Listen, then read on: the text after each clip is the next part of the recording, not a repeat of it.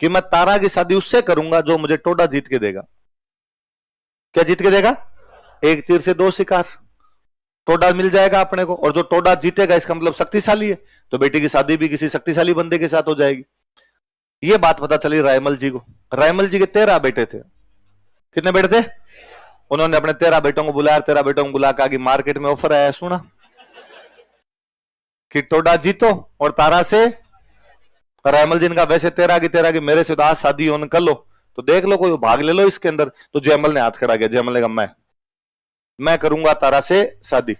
तो कहा पहले टोडा जीतना पड़ेगा। हाँ हाँ जीत लूंगा, टोडा जीत लूंगा, फिर क्या कर लूंगा तारा से।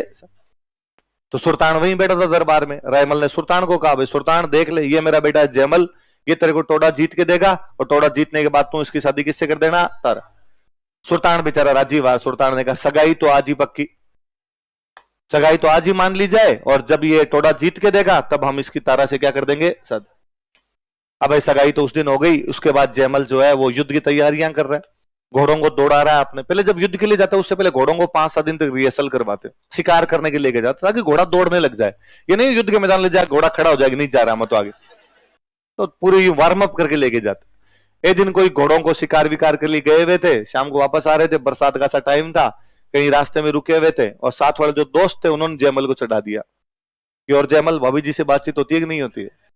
जयमल ने कहा नहीं है, व्हाट्सएप नंबर भी नहीं है ना। क्या बात करता है यार, जमाना मॉडर्न हो गया, आजकल तो लोग मिल लेते हैं, तेरे को मिलना चाहिए।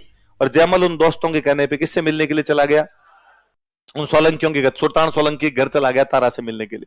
और उसने जाके कहा भाई मुझे तारा से मिलना है। सोलंकियों ने कहा कि साहब हमारा रीति रिवाज ये नहीं है, शादी से पहले लड़का लड़की आपस में नहीं मिल सकते, आपकी शादी हो जाए उसके बाद आप तारा से मिलना, पहले आप तारा से नहीं मिल सकते। जयमल को बड़ा गुस्सा है। जयमल ने कहा अच्छा तुम बताओगे मुझे? पहली बात तो तुम मेरे बाप के राज्य में बैठे हुए हो, जहां तुम्हारा घर है ना, ये स्टेट हमारा है, और तुम मुझे बताओगे कहां जाना चाहिए कहां नहीं जाना चाहिए? और दूसरा, ये बदतमीजी से क्या बातें कर रहे हो?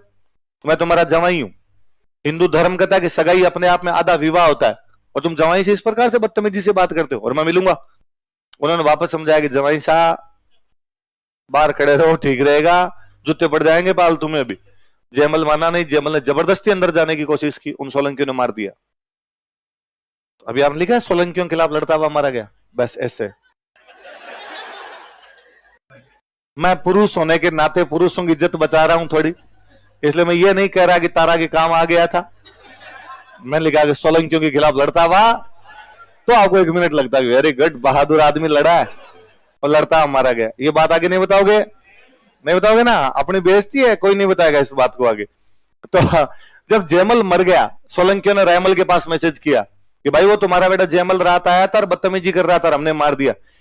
रायमल जी ने कहा कोई नहीं, गलती करेगा वो तो भुगतेगा, उसमें क्या। अब बाकी 12 बचे, उन बाकी 12 को पूछा कि भाई तुम में से कौन तारा से शादी करेगा? तो पृथ्वीराज ने हाथ खड़ा किया, और पृथ्वीराज ने कहा मैं तो उस दिन भी हाथ खड़ा करने वाला था पर जयमल ने जल्दी कर दिया था। फिर पृथ्वीराज ने टोडा जीता, टोडा जीतने के बाद उसने तारा से शादी की। तारा को अजमेर के किले में रखता था, इसलिए अजमेर के किले का नाम